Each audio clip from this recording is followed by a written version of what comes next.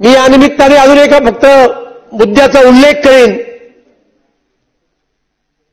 या देशामध्ये ब्रिटिशांचं राज्य होतं. 1946 साली त्यावेळेला केंद्रीय निवडणुका झाल्या. 15 ऑगस्ट 47ला आपल्याला स्वातंत्र्य मिळालं. घटना समितीची निर्मिती झाली. 26 जानेवारी 1950ला घटना समितीने घटना अर्पण केली आणि त्यातून 1952 साली या देशात पहिल्या लोकसभेच्या निवडणुका झाल्या. पण त्यावेळच्या काँग्रेस सरकारने काय केलं? एक फर्स्ट अमेंडमेंट नावाचं सुंदर पुस्तक आहे. 1952 साली विधिवत निवडणुका होऊन निर्माण झालेली लोकसभा अस्तित्वात यायच्या आधीच या देशामध्ये 1951 साली पहिली घटना दुरुस्ती केली.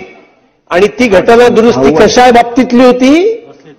तर ती भाषण स्वातंत्र्य, लेखन स्वातंत्र्य याच्यावर बंधनं आणण्याची पहिली घटना दुरुस्ती कोणी केली असेल तर ती पंडित नेहरू पंतप्रधान असताना, जेव्हा विधिवत घटनेप्रमाणे 1952 साली लोकसभा निर्माण होण्याच्या आधीच त्या ठिकाणी घटनेची मोडतोड केली. लोकांच्या भाषण स्वातंत्र्यावर, लिखाण स्वातंत्र्यावर बंदी आणली.